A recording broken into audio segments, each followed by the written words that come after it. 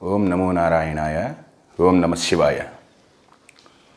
ఈరోజు మనం కుంభమేళా గురించి తెలుసుకునే ప్రయత్నం చేద్దాం.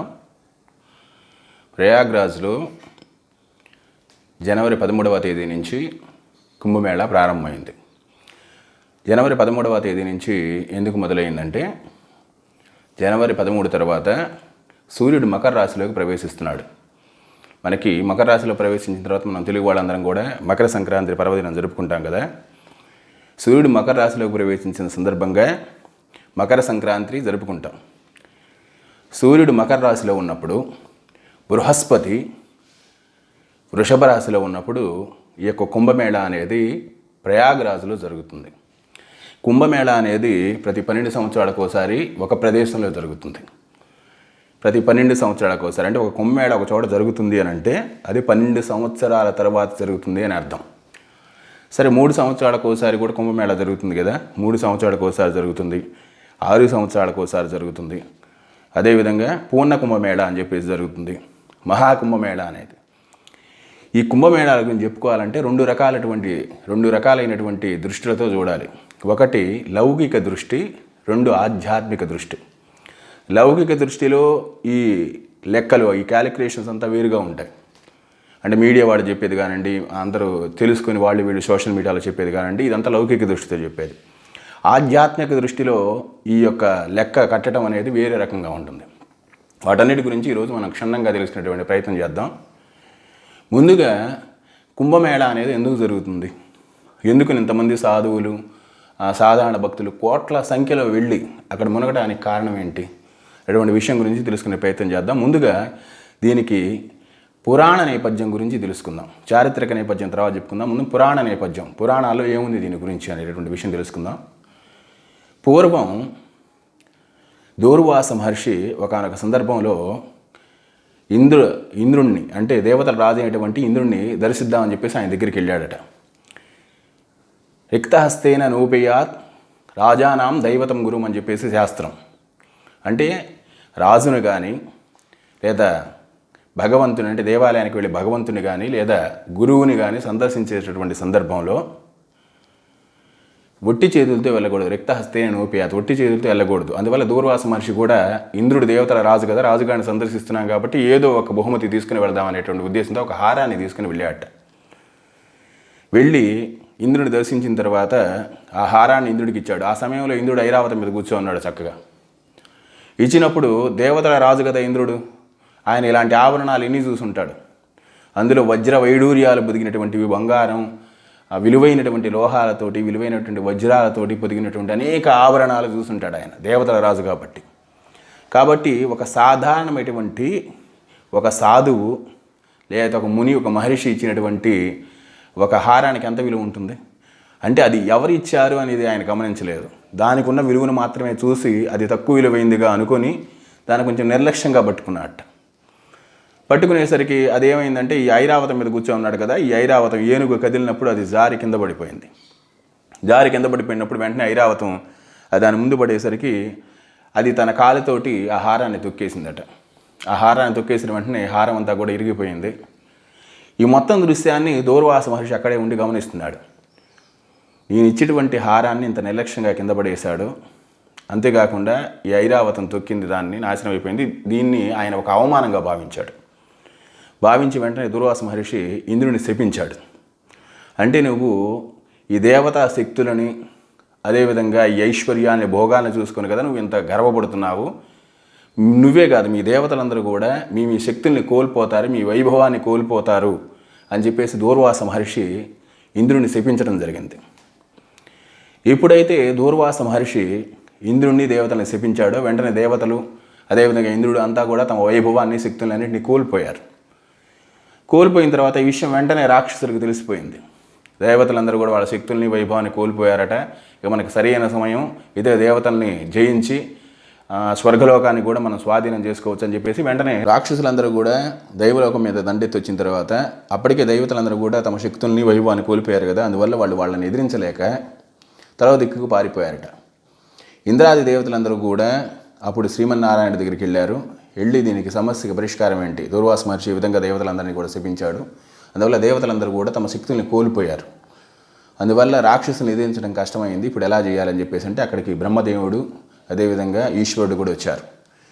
దీని గురించి చక్కగా ఆలోచన చేసి అప్పుడు క్షీరసాగరంలో అమృతం ఉంటుంది, మనం ఆ క్షీరసాగరాన్ని కనుక చిలికి ఆ అమృతాన్ని తీసినట్లయితే ఆ అమృతాన్ని తాగటం వల్ల తిరిగి మనకు అమరత్వం సిద్ధిస్తుంది, అంటే పోయినటువంటి ఆ శక్తులు అదేవిధంగా అమరత్వం మనకి ప్రాప్తిస్తుంది అని చెప్పేసి చెప్పడం జరిగింది. అప్పుడు అందరూ కలిసి క్షీరసాగర మదనం చేయాలని చెప్పేసి అనుకున్నారు. క్షీరసాగర మదనం చేయడం కోసం ఇప్పుడు క్షీరాన్ని మనం చిలకాలంటే కవ్వం కావాలి కదా, మరి సముద్రాన్ని చిలకాలంటే ఎంతటి కవ్వం కావాల్సి వస్తుంది. అందువల్ల మందర పర్వతాన్ని ఒక కవ్వంలాగా ఉపయోగించుకున్నారట. అదేవిధంగా మనం ఆ కవ్వానికి ఒక తాడు పెట్టి లాగుతాం కదా, అదేవిధంగా అంత తాడు ఎక్కడ దొరుకుతుంది అని చెప్పేసి అనుకుంటే శ్రీమన్నారాయణుడు పౌలించేటువంటి ఆ శేషపాన్పు ఏదైతే ఉందో ఆదిశేషుణ్ణి ఈ యొక్క తాడుగా ఉపయోగించుకున్నారు. సరే, రెండు పక్కల ఉంచి లాగాలి. అప్పుడు దేవతల శక్తి మాత్రమే సరిపోదు అని చెప్పేసి ఆలోచన చేసి రాక్షసుల సహాయం కూడా తీసుకున్నారట. తీసుకొని ఇద్దరు కలిసి చెరువు ఒకవైపు వాళ్ళకి చెప్పారు, అమృతం వస్తే మీకు కూడా ఇస్తాం, మీకు కూడా అమృతత్వం సిద్ధిస్తుంది అన్న వెంటనే వాళ్ళు కూడా సరే అన్నారు. అంటే మనకు కూడా అమృతత్వం సిద్ధిస్తుంది కదా, మనకు కూడా శక్తులు వస్తాయి, దేవతలతో సమానటువంటి శక్తులు, కాబట్టి వాళ్ళు కూడా సరే అని చెప్పేసి అన్నారు. ఇద్దరు కలిసి చెరువు వైపు పట్టుకొని మందర పర్వతాన్ని ఈ క్షీర సాగరంలో చిలకటం మొదలుపెట్టారు. ఈ చిలుగుతున్నటువంటి సందర్భంలో అనేకమైనటువంటి వస్తు విషయాలన్నీ కూడా బయటికి రావడం మొదలుపెట్టాయి. అందులో వచ్చేసేసి కామధేనువు కూడా క్షీరసాగర మదనంలోనే వచ్చింది. అదేవిధంగా కల్పవృక్షం వచ్చింది, లక్ష్మీదేవి కూడా అప్పుడే వస్తుంది. ఈ విధంగా ఒక్కోటి వస్తున్నప్పుడు హాలాహలం వచ్చింది మొట్టమొదటగా. ఆ హాలాహలం అనేది వచ్చినప్పుడు దీన్ని ఏం చేయాలి అని అంటే శివుణ్ణి పిలిచారు. శివుణ్ణి పిలిచి దాన్ని పానం చేయమన్నారు. అప్పుడు శివయ్య ముందుకు వచ్చి దాన్ని ఆ హాలాహలాన్ని తాగి తన కంఠంలో ఉంచుకున్నాడు. ఆ కంఠంలో ఉంచుకోవటం వల్ల ఈ కంఠమంతా కూడా నల్లగా మారిపోయిందట. నల్లగా మారిపోవటం వల్లే ఆయన నీలకంఠుడు అని చెప్పేసి అంటారు. ఎందువల్ల దాన్ని ఎక్కడన్నా పడేయచ్చు కదా హాలాహలాన్ని, మరి ఆ శివయ్య తాగి ఇంత కష్టం తెచ్చుకోవడం ఎందుకు అని అంటే చూడండి, శివుడు ఆ యొక్క హాలాహలాన్ని తాగేటువంటి సందర్భంలో ఒక 2-3 చుక్కలు ఈ దోసిటి యొక్క సందులో నుంచి కింద పడ్డాయట. ఆ 2-3 చుక్కలు పడితేనే ఆ చుక్కల నుంచి భయంకరమైనటువంటి విషపూరితమైనటువంటి సర్పాలు, తేళ్ళు, జర్రులు ఇలాంటి విషకీటకాలు అనేకం ఉద్భవించాయట. ఇప్పుడు మనం చూస్తున్నటువంటి అన్ని విషజీవులన్నీ కూడా వాటి యొక్క సంతతే. అంటే 2-3 చుక్కలు కింద పడితేనే అన్ని విషజీవులు వచ్చాయి కదా, అది మొత్తం పడితే ఇంకా ఎంత దారుణంగా ఉండేది పరిస్థితి ఆలోచన చేయండి. ఈ మందర పర్వతం అనేది ఈ చిలికేటప్పుడు కిందకి దిగబడిపోతూ ఉంటుంది. ఈ కిందకి దిగబడిపోతూ ఉన్నప్పుడు కిందకి దిగబడితే అలాగ తిరగదు కదా, అందువల్ల వచ్చేసేసి దీనికి ఎలాగా అని చెప్పేసి ఆలోచన చేస్తే అప్పుడు శ్రీమన్నారాయణుడు కూర్మావతారం ఎత్తి ఒక తాబేలులాగా వెళ్ళి మందర పర్వతం కింద నిలబడితే ఆ కూర్మం మీద ఈ యొక్క మందర పర్వతం నిలబడితే వాళ్ళు చాలా సులభంగా దాన్ని చిలకగలిగారు. ఆ చిలికిన తరువాత అప్పుడు అందులో నుంచి అమృతం వచ్చింది. అంటే శ్రీమన్నారాయణుడి అవతారమైనటువంటి ధన్వంతరి బయటకు వచ్చి అమృత కలశాన్ని దేవతలకు ఇవ్వడం జరిగింది. ఈ అమృత కలశం ఎప్పుడైతే చూశారో అప్పుడు వెంటనే రాక్షసులు యుద్ధం చేయడం ప్రారంభించారు దేవతలతో, మాకు కావాలని చెప్పేసి. అమృతం వచ్చిన తర్వాత శ్రీమన్నారాయణుడు మోహిని అవతారం ఎత్తి వీళ్ళిద్దరిని వారించి గొడవ పడొద్దు, మీ ఇద్దరికి నేను సమానంగా పంచుతాను అని చెప్పేసి పంచాడు అని చెప్పేసి మనం పురాణాల్లో చదువుకున్నాం కదా. దీనికి మధ్యలో చాలా ఘట్టం జరిగింది. అదేంటంటే అమృతం కోసం రాక్షసులకి దేవతలకి మధ్య యుద్ధం జరిగింది. ఆ యుద్ధం ఎంతకాలం జరిగిందయ్యా అంటే 12 పగళ్ళు 12 రాత్రులు జరిగింది. అంటే దేవతలకి 12 పగళ్ళు 12 రాత్రులు అంటే మానవులకి 12 సంవత్సరాలతో సమానం, పుష్కర కాలం. అందువల్లే 12 సంవత్సరాలకు ఒకసారి కుంభమేళా జరుగుతుంది. ఇప్పుడు ఈ 12 సంవత్సరాల కాలం యుద్ధం జరిగింది కదా, అంటే మనకు 12 సంవత్సరాలు, వాళ్ళకి 12 పగళ్ళు 12 రాత్రులు. మరి ఈ మధ్య సమయంలో ఈ అమృత కలశం ఎక్కడుంది అని అంటే వెంటనే బయటకు వచ్చిన తర్వాత దేవతలందరూ కూడా వచ్చేసేసి బృహస్పతి అదేవిధంగా సూర్య భగవానుడికి ఈ యొక్క అమృత కలశాన్ని తీసుకొని ఈ రాక్షసులకు దొరకకుండా జాగ్రత్త చేయమని చెప్పడం జరిగింది. వీళ్ళకి సహాయంగా చంద్రుడు అదేవిధంగా శనేశ్వరుడు కూడా ఉన్నారు. వెంటనే ఈ రాక్షసులకు దొరకకుండా వీళ్ళ మధ్య యుద్ధం జరిగేటువంటి సందర్భంలో బృహస్పతి అదేవిధంగా సూర్య భగవానుడు వీళ్ళు అమృత కలశాన్ని తీసుకొని ఈ భూమి మొత్తం చుట్టూ అంటే ఈ విశ్వంలో తిరుగుతూ ఉన్నారు ఈ అమృత కలశాన్ని తీసుకొని. అంటే సూర్యుడు ఆయన సప్తాశ్వ రథవాహనం దాని మీదకి ఆయన వేగంగా వెళుతూ ఉన్నాడు. ఆయనకు సహాయంగా బృహస్పతి వెళుతున్నాడు. అదేవిధంగా శనీశ్వరుడు, చంద్రుడు వీళ్ళు కూడా ఆయనకు సహాయంగా వెళుతూ ఉన్నారు. వెళుతూ ఉన్నప్పుడు ఈ అమృత కలశం అంటే ఇంత వేగంగా అంటే రాక్షసులు తిరుగుకుంటూ ఉంటారంటే వీళ్ళ వెంట కూడా అమృత కలశం కోసం మరి కొంతమంది రాక్షసులు పడుతున్నారు. ఈ సందర్భంలో వేగంగా తిరుగుతూ ఉన్నప్పుడు ఈ అమృత కలశంలో నుంచి ఒక 4 బిందువులు జారి నేల మీద పడ్డాయి. ఈ 4 బిందువులు పడ్డాయి కదా, ఈ 4 బిందువులు పడినటువంటి ప్రదేశాలే ప్రయాగ, అలహాబాద్ అంటారు, ఇప్పుడు ప్రయాగ అంటున్నారు, ప్రయాగ్రాజ్, తర్వాత హరిద్వార్, ఉజ్జయిని, నాసిక్. ఈ 4 ప్రాంతాలు 4 బొట్లు పడ్డాయి. ఈ పడినటువంటి సందర్భంలో అక్కడ ఆ పవిత్రత ఎప్పుడు వస్తుంది అనే దానికి వీళ్ళు రిఫరెన్స్గా ఏది తీసుకున్నారంటే, ఇప్పుడు మొట్టమొదటి ప్రయాగ్రాజ్లో పడ్డాయి కదా అమృతం యొక్క మొదటి బిందువు. ఆ సందర్భంలో బృహస్పతి ఏ రాశిలో ఉన్నాడు అంటే పైన నక్షత్ర మండలంలో తిరుగుతున్నారు కదా, ఆ నక్షత్ర మండలంలో తిరుగుతూ ఉన్నప్పుడు ఈ సూర్యుడు ఏ రాశిలో ఉన్నాడు, బృహస్పతి ఏ రాశిలో ఉన్నాడు, ఆ రాశిలో ఉన్నటువంటి సమయంలో ఈ బిందువు అంటే అమృత బిందువు వచ్చి ప్రయాగరాజులో పడింది కాబట్టి ఆ సమయంలో ఆ ప్రదేశానికి ఆ పవిత్రత వస్తుంది. అదేవిధంగా తర్వాత హరిద్వార్లో పడింది. హరిద్వార్లో పడేటప్పుడు సూర్యుడు ఏ రాశిలో ఉన్నాడు, బృహస్పతి ఏ రాశిలో ఉన్నాడు. తర్వాత ఉజ్జయిన్లో పడేటప్పుడు సూర్యుడు ఏ రాశిలో ఉన్నాడు, బృహస్పతి ఏ రాశిలో ఉన్నాడు. నాసిక్లో పడేటప్పుడు సూర్యుడు ఏ రాశిలో ఉన్నాడు, బృహస్పతి ఏ రాశిలో ఉన్నాడు అనే దాన్ని నిర్ణయించి దాని ప్రకారం ఆ ప్రదేశానికి పవిత్రతని ఆపాదించడం జరిగింది. ఎందుకు ఇదంతా అంటే చూడండి, అమృతాన్ని అందరికీ పంచవచ్చు కదా, మరి శ్రీమన్నారాయణుడు, ఈశ్వరుడు, బ్రహ్మ వీళ్ళందరూ కూడా త్రిమూర్తులు ముగ్గురు కూడా ఇంత ఆలోచన చేసి దేవతలకే పంచారు. అంటే అది ఎవరికి అర్హత ఉందో వాళ్ళకి మాత్రమే పంచారు, రాక్షసులకు పంచలేదు. మరైతే ఒక అమృతం అనేది చిన్న విషయం కాదు కదా, అంటే అది అమరత్వాన్ని ఇస్తుంది, దేవతలకు కూడా తమ శక్తిని ఇస్తుంది, ఒక గొప్ప శక్తిని, ఒక గొప్ప గొప్ప సిద్ధులు వస్తాయి, అమరత్వం వస్తుంది, దేవతలకే శక్తినిచ్చేటువంటి అమృతం. అలాంటి అమృతం ఒక సాధారణ మనిషికి దొరకాలని అంటే అది చిన్న విషయమా? కాబట్టి వచ్చేసేసి భగవంతుడు దీనికి కూడా కొన్ని నియమాలను ఏర్పరిచారు. అంటే ఎప్పుడు పడితే అప్పుడు అమృతాన్ని ఎవరు పొందలేరు. కాబట్టి అది ఒక్క బిందువైనా సరే దానికి ఎంతో పవిత్రత ఉంటుంది.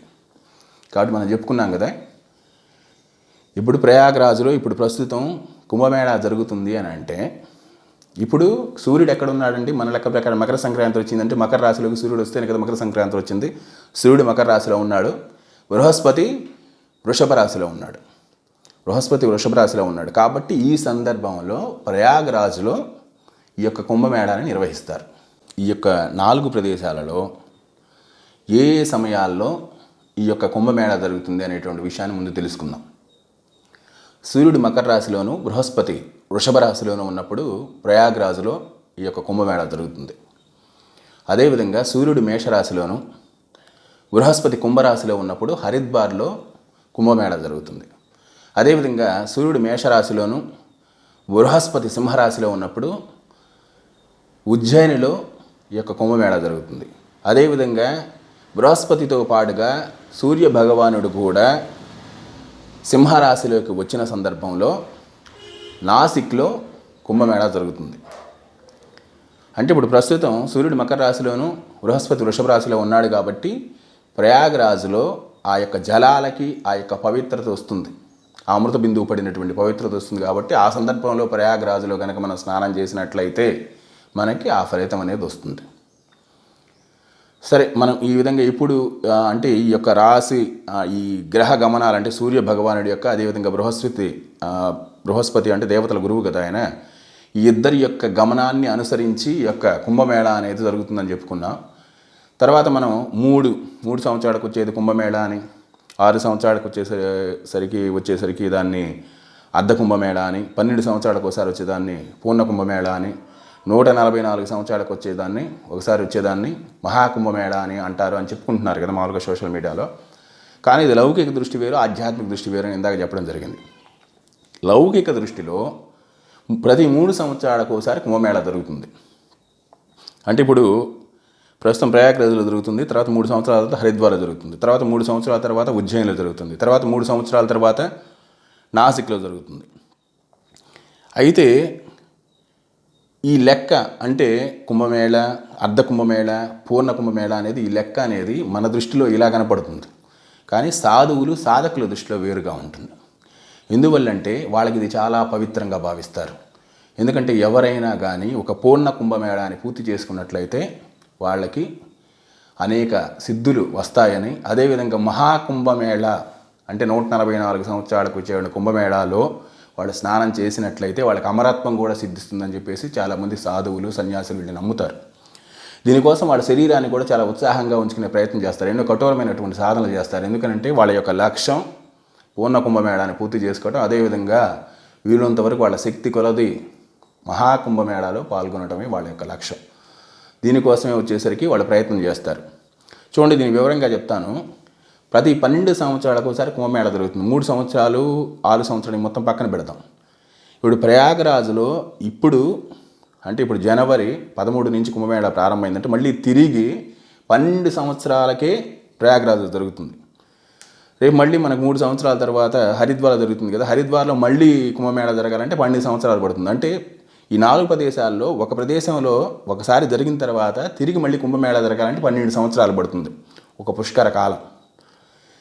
ఇక్కడ మొదటిసారి జరిగిన తర్వాత రెండోసారికి 12 సంవత్సరాలు అవుతుంది. కానీ ఈ మధ్యలో 3 సంవత్సరాలు కాబట్టి దీన్ని 3 సంవత్సరాలు తర్వాత అర్ధ కుంభమేళ ఇలా అనుకుంటున్నారు. కానీ ఇది తాత్విక దృష్టితో ఆధ్యాత్మిక దృష్టిలో చూసినప్పుడు ఒక సాధువు, ఒక సన్యాసి ప్రయాగరాజులో మొట్టమొదటి స్నానం చేశాడు ఆయన. తర్వాత 3 సంవత్సరాల తర్వాత హరిద్వార్లో వచ్చింది, అక్కడ కూడా చేశాడు, అది కూడా కుంభమేళ అయిపోయింది. తర్వాత ఆయన ఉజ్జయిన్లో 6 సంవత్సరాల తర్వాత, అంటే ఆయన ప్రయాగరాజులో స్నానం చేశాడు, అదేవిధంగా హరిద్వార్లో చేశాడు, తర్వాత ఉజ్జయిన్లో ఇప్పుడు చేస్తున్నాడు. అంటే 6 సంవత్సరాల తర్వాత 6వ సంవత్సరంలో చేస్తున్నాడు. అంటే 3 కుంభమేళ పూర్తి చేసుకున్నాడు. ఇప్పుడు ఆయనకి అర్ధ కుంభమేళ అయిపోయినట్టు. తర్వాత మళ్ళీ 9 సంవత్సరాలకి నాసిక్లో చేస్తాడు, అప్పటికి కూడా కుంభమేళానే అవుతుంది అది. తర్వాత తిరిగి మొట్టమొదటి ఎక్కడైతే ప్రయాగరాజులో స్నానం చేశాడో అక్కడ ఆయన స్నానం చేసినట్లయితే అప్పుడు 12 సంవత్సరాలు కంప్లీట్, పుష్కర కాలం కంప్లీట్ అయింది. మొదటి స్నానం చేసిన తర్వాత మళ్ళీ 12వ స్నానం తిరిగి అక్కడ చేస్తున్నాడు పుష్కర కాలం తర్వాత, కాబట్టి ఆయనకు పూర్ణమైపోయింది ఏది కుంభమేళ. దాన్ని పూర్ణ కుంభమేళ అంటారు. అదే ఈ సాధువు మొదటి దాన్ని తర్వాత ఈ మిగతా అన్ని చోట్ల జరిగినటువంటి కుంభమేళలో పాల్గొన్నాడు. 12 తర్వాత పూర్ణమైపోయింది కదా. అదే హరిద్వార్లో అంటే ఆయన ఎక్కడ ఏ యొక్క ఈ పవిత్ర ప్రదేశం, ఈ 4 ప్రదేశాల్లో ఎక్కడైతే మొట్టమొదటి స్నానం చేశాడో అక్కడ ఈ 12 144 సారి స్నానం చెయ్యగలుగుతాడో దానిని మహాకుంభమేళ, ఆయన జీవితంలో అది ఆయనకి మహాకుంభమేళ అవుతుంది. మనకు అవ్వదు. 144 మహాకుంభమేళ మనకి వెళ్ళి మునిగితే ఆ ఫలితం వస్తుంది, ఇది అనేది సరైనది కాదు. దీనికి ఒక ఉదాహరణ చెప్తాను మీకు. మీరు ఏదో ఒక సమస్యతో దేవాలయానికి వెళ్ళి ఏదో ఒకటి సంతానం కోసం అనుకోండి, అనారోగ్య సమస్యల వల్ల దేవాలయానికి వెళ్ళినప్పుడు అక్కడ పంతులు గారు మీకు ఒక సలహా ఇచ్చారు. అంటే ఒక 18 ప్రదక్షిణలు చేయండి మీరు దేవాలయం చుట్టూ, చేసినట్లయితే మీకు ఆ సమస్య తొలగిపోతుందని ఆయన చెప్పారనుకుందాం. చెప్పినప్పుడు మీరేం చేస్తున్నారంటే ప్రదక్షిణ మొదలుపెట్టారు, చేస్తూ ఉన్నారు. మీరు ప్రదక్షిణ చేస్తున్నప్పుడు ఈ విషయం వచ్చేసరికి ఓహో ఈ విధంగా చేస్తే సంతానం కలుగుతుంది లేదా అనారోగ్య సమస్యలు ఉంటే తొలగిపోతాయని చెప్పి జనం అందరికీ తెలిసింది. మీరు ప్రదక్షిణ చేస్తూ 9 ప్రదక్షిణలు చేశారు. అంటే 18లో సగం ప్రదక్షిణ చేసిన తర్వాత అందరికీ తెలిసి వీళ్ళు ఈ 9వ ప్రదక్షిణ మీతో పాటు చేయడానికి వచ్చారు. అమ్మో సగం అర్ధ ప్రదక్షిణ అయిపోయింది వీటిది, అంటే 18లో సగం అయిపోయింది, మనం కూడా ఆవిడతో పాటు కలిసి ప్రదక్షిణ చేద్దామని చెప్పేసి మీతోటి వాళ్ళు వచ్చి 9వ ప్రదక్షిణ కలిసి చేస్తే వాళ్ళకి 9 ప్రదక్షిణ చేసిన ఫలితం వస్తుందా? రాదు. మీకు మాత్రమే వస్తుంది. వాళ్ళకు వస్తుంది కానీ ఆ ఒక్క ప్రదక్షిణకు వచ్చేటువంటి ఫలితం మాత్రమే వస్తుంది. అదేవిధంగా మీరు 9 ప్రదక్షిణ తిరిగిన తర్వాత 10, 11 ఇలా 18 ప్రదక్షిణ పూర్తి చేశారు. అంటే 18 కంప్లీట్ అయిపోయింది. ఇప్పుడు ఈ విషయం తెలుసుకునే చాలామంది వచ్చేసి 18వ ప్రదక్షిణ మనం ఆవిడతో పాటు పాల్గొన్నట్లయితే మనకి 18 ప్రదక్షిణ చేసినటువంటి ఫలితం వస్తుంది అని చెప్పేసి వాళ్ళు అనుకుని మీతో తిరిగితే 18 ప్రదక్షిణ చేసిన ఫలితం వాళ్ళకి వస్తుందా? రాదు. వాళ్ళు కేవలం ఆ ఒక్క ప్రదక్షిణ చేసిన దానికి మాత్రమే ఫలితం వస్తుంది. ఎవరికి వచ్చింది 18 ప్రదక్షిణ చేసినటువంటి ఫలితం అంటే మొదటి ప్రదక్షిణతో మొదలుపెట్టి ఈ మొత్తం 2, 3 ఇలా మొత్తం 18 ప్రదక్షిణ చేసిన వాళ్ళకి మాత్రమే ఆ ఫలితం వస్తుంది.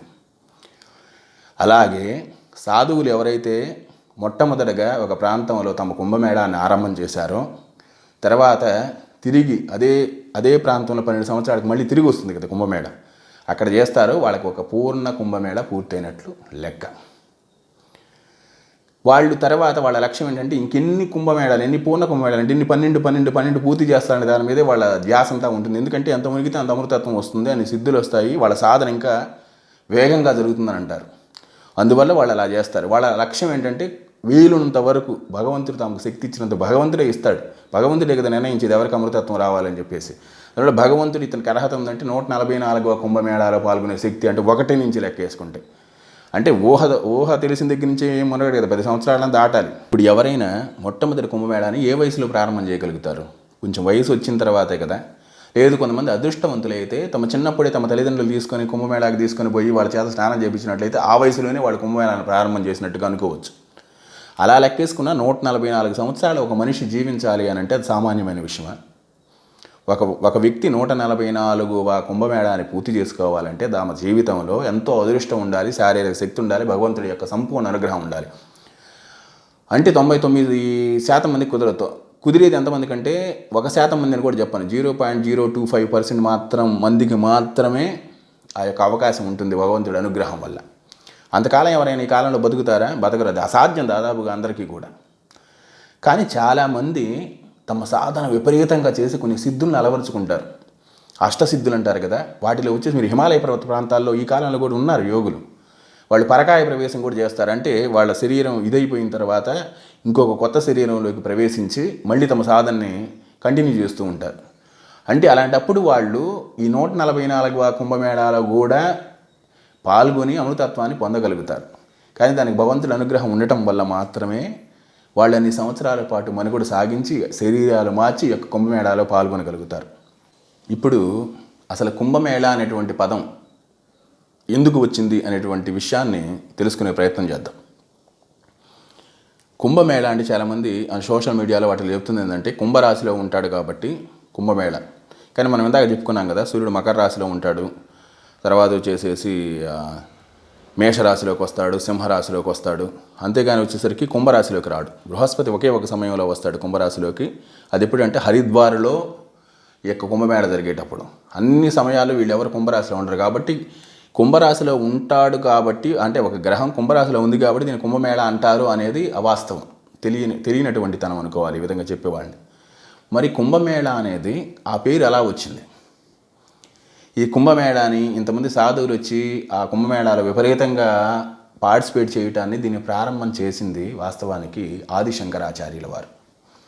ఆదిశంకరాచార్యుల వారు మన దేశంలో హిందూ మత ప్రచారం బాగా భారీ ఎత్తున చేసేటువంటి సందర్భంలో ఆ కాలంలో వైష్ణవులు, శైవులు, శాక్తీయులు వీళ్ళందరూ కూడా కొట్టుకోవడం జరుగుతూ ఉంది ఆ సమయంలో.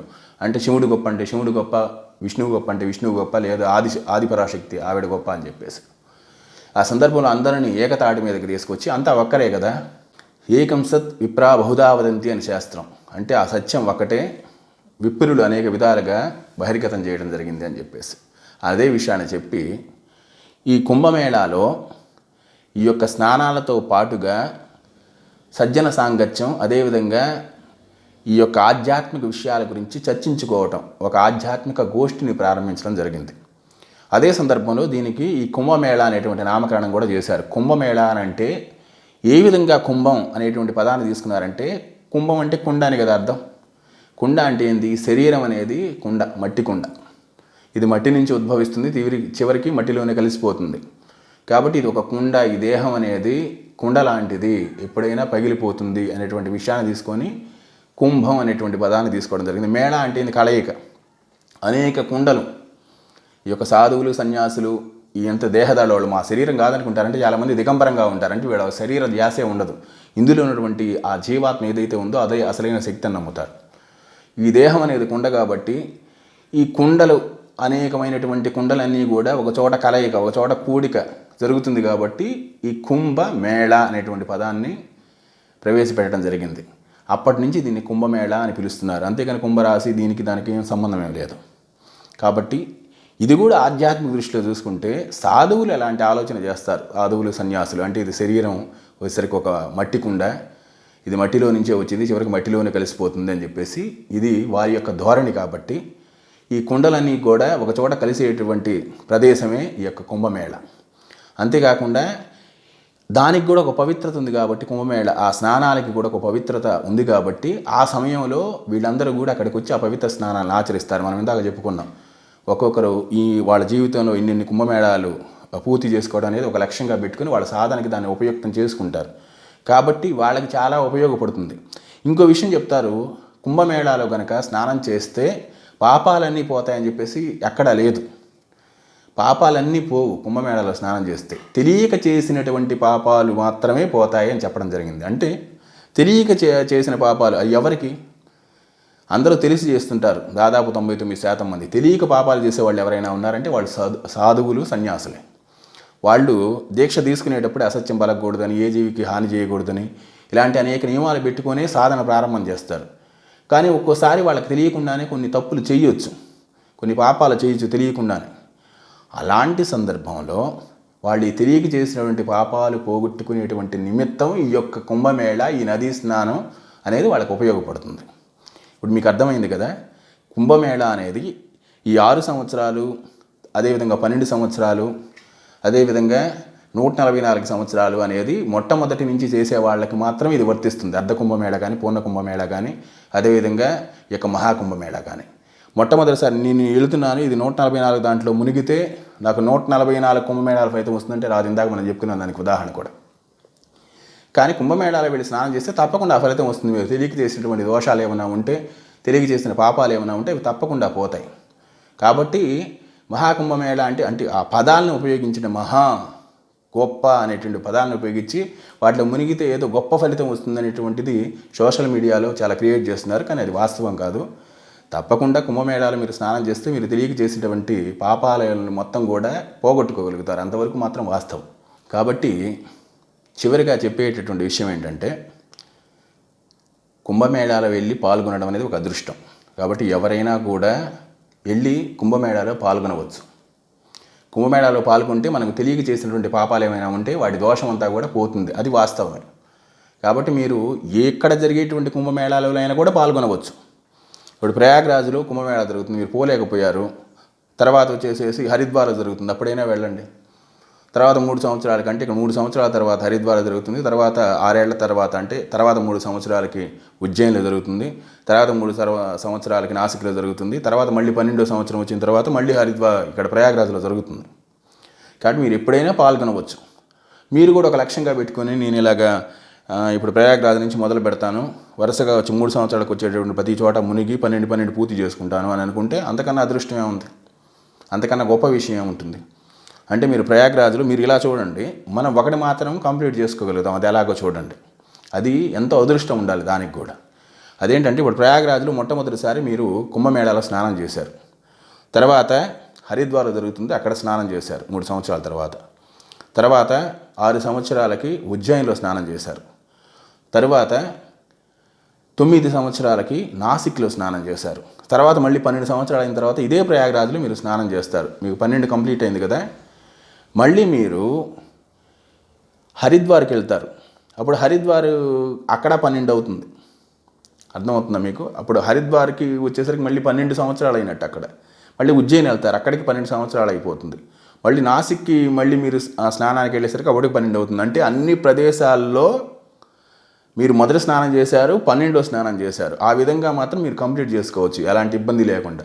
అంటే మీరు ఒక లక్ష్యంగా పెట్టుకొని మీరు ప్రతి చోట ఈ యొక్క పుష్కరం అంటే మొదటిసారి 12 సార్లు చేసినటువంటి ఫలితం రావాలి అనుకుంటే మాత్రం ఈ విధంగా మాత్రం చేసినటువంటి సౌలభ్యం ప్రతి ఒక్కరికి కూడా ఉంటుంది. ఈ విధంగా చేసి తాము తెలియక చేసినటువంటి పాపాలను పోగొట్టుకునేటువంటి ప్రయత్నం మాత్రం ప్రతి ఒక్కరూ చేసే అవకాశం ఉంటుంది. కానీ ఈ విధంగా అంటే ఒకరి లెక్కలో 144 అయితే మనం వెళ్ళి అందులో మునిగితే మనకు కూడా 144 సంవత్సరాల ఫలితం వస్తుందని మాత్రం అవాస్తవం. ఎందుకంటే 144 సంవత్సరాలకు ఒకసారి వస్తుంది ఈ రాశిలో, అది కరెక్ట్ కాదండి. ప్రతి 12 సంవత్సరాలకు వస్తారంటే ఇప్పుడు మకర రాశిలో ప్రతి సంవత్సరం మకర రాశిలోకి సూర్యుడు వస్తాడు. కానీ బృహస్పతి ఆ సమయంలో వృషభ రాశిలో ఉండటం అనేది 12 సంవత్సరాలకు ఒకసారి మాత్రమే వస్తుంది. అర్థమవుతుంది కానీ నేను చెప్పేది. అంటే ఇప్పుడు మకర రాశిలో ప్రతి సంవత్సరం మకర సంక్రాంతి వస్తుంది కాబట్టి సూర్యుడు మకర రాశిలోకి వస్తూనే ఉంటాడు. కానీ బృహస్పతి ఈ సూర్యుడు మకర రాశిలో ఉన్న సమయంలోనే బృహస్పతి కూడా వృషభ రాశిలోకి రావటం అనేది ప్రతి 12 సంవత్సరాలకు ఒకసారి జరుగుతుంది. ఆ సమయంలో తప్పకుండా ప్రయాగ్రాజ్లో జరుగుతుంది. అదేవిధంగా సూర్యుడు మేషరాశిలో ఉన్నప్పుడు బృహస్పతి అదే సమయంలో కుంభరాశిలో ఉండటం అనేది కూడా ప్రతి 12 సంవత్సరాలకు ఒకసారి జరుగుతుంది. ఆ సమయంలో హరిద్వార్లో కుంభమేళా జరుగుతుంది. అదేవిధంగా సూర్యుడు మేషరాశిలో ఉన్న సమయంలో బృహస్పతి కనుక సింహరాశిలో ఉన్నట్లయితే అది కూడా ప్రతి 12 సంవత్సరాలకు ఒకసారి మాత్రమే జరుగుతుంది. ఆ సమయంలో ఉజ్జయినిలో జరుగుతుంది. అదేవిధంగా బృహస్పతి సింహరాశిలోనే ఉంటాడు, సూర్యుడు కూడా వచ్చి సింహరాశిలోకి వస్తాడు. అది కూడా 12 సంవత్సరాలకు ఒకసారి జరుగుతుంది. ఆ సమయంలో నాసిక్లో ఈ యొక్క కుంభమేళా జరుగుతుంది. అంటే ప్రతి 12 సంవత్సరాలకు ఒకసారి ఈ విధంగా జరుగుతూ ఉంటుంది. ఇప్పుడు 144 సంవత్సరాల తర్వాత ప్రత్యేకంగా వేరే వేరే గ్రహ కలయికలు ఈ మొత్తం ఏముండదు. బృహస్పతి సూర్యుడు ఈ ఇద్దరు మాత్రమే పరిగణలోకి తీసుకుంటారు. వీళ్ళ గమనాన్ని బట్టి, రాశుల్లో వీళ్ళ చరించేటువంటి గమనాన్ని బట్టి ఈ యొక్క కుంభమేళా ఏ ప్రాంతంలో జరగాలని నిర్ణయిస్తారు. వీరు 144 సంవత్సరాలైనా కూడా ప్రమాణం ఇదే. అంటే ఏంటి, ప్రయాగ్రాజ్లో జరగాలంటే అది 12 సంవత్సరాల తర్వాత జరిగినా, 24 సంవత్సరాల తర్వాత జరిగినా, లేకపోతే 48 సంవత్సరాలు జరిగినా, ఇలా ఇన్ని సంవత్సరాల తర్వాత ఎన్ని 12 అయినా కూడా ఆ సమయంలో సూర్యుడు మకర రాశిలో ఉంటాడు, బృహస్పతి వృషభ రాశిలో ఉంటాడు. ఇదే జరుగుతుంది ప్రతిసారి. కాకపోతే ఇన్ని 12 సార్లు ఇన్ని పుష్కరాలు అయ్యాయి అనేది మనకి కౌంట్. ఆ లెక్క ప్రకారం చూసుకుంటే మనం పురాణ కాలం నుంచి చూసుకున్నట్లయితే ఇప్పటికి ఎన్ని 144 అయిపోయి ఉంటాయి. ఇది కూడా ఆలోచించండి. ఇప్పటికి చాలా 144 మహాకుంభమేళాలు అయిపోయి ఉంటాయి. కానీ ఒకరి జీవితంలో 144 అవ్వటం అనేది చాలా అరుదు, చాలా తక్కువ అవకాశం మాత్రమే ఉంటుంది. ఇంకొక విషయం ఏంటంటే, చాలామంది చెప్తారు ఈ యొక్క క్షీరసాగర సమయంలో అమృత కలశం వచ్చినప్పుడు దాని విష్ణుమూర్తి గరుత్మంతునికి ఇచ్చారని, ఆ గరుత్మంతుడు ఈ యొక్క అమృత కలశాన్ని తీసుకుని పోయేటప్పుడు ఈ యొక్క బిందువులు కింద పడ్డాయని. బృహస్పతి సూర్యుడే ప్రధానం, వాళ్ళిద్దరికి మాత్రమే ఇవ్వడం జరిగింది. వాళ్ళు తీసుకొని పోతున్నటువంటి సందర్భంలోనే ఈ యొక్క అమృత బిందువులు కింద పడ్డాయి. కానీ గరుత్మంతుడు కూడా ఒక సందర్భంలో అమృత కలశాన్ని తీసుకుని వెళ్ళాడు. అది ఇంద్రలోకం నుంచి తీసుకొని పోయాడు. అది ఎందువల్లనంటే తమ దాస్యాన్ని విముక్తం చేసుకోవడం కోసం, అంటే తన తల్లిని అదేవిధంగా తమ కుటుంబాన్ని అంతా కూడా దాస్య బంధనాల నుంచి విముక్తం చేసుకోవడం కోసం ఆయన అమృత కలశాన్ని తీసుకుని పోయాడు. అది ఒక వేరొక సందర్భం. దాని గురించి కూడా ఒక వీడియోలో మీకు తెలియజేసేటువంటి ప్రయత్నం చేస్తాను. ఈరోజు కుంభమేళా గురించి అనేక విషయాలు తెలుసుకున్నాం. ఇంకా మరిన్ని విషయాలు ముందు వీడియోలో తెలుసుకునే ప్రయత్నం చేద్దాం. అంతవరకు సెలవు. ఓం నమో నారాయణాయ. ఓం నమః శివాయ.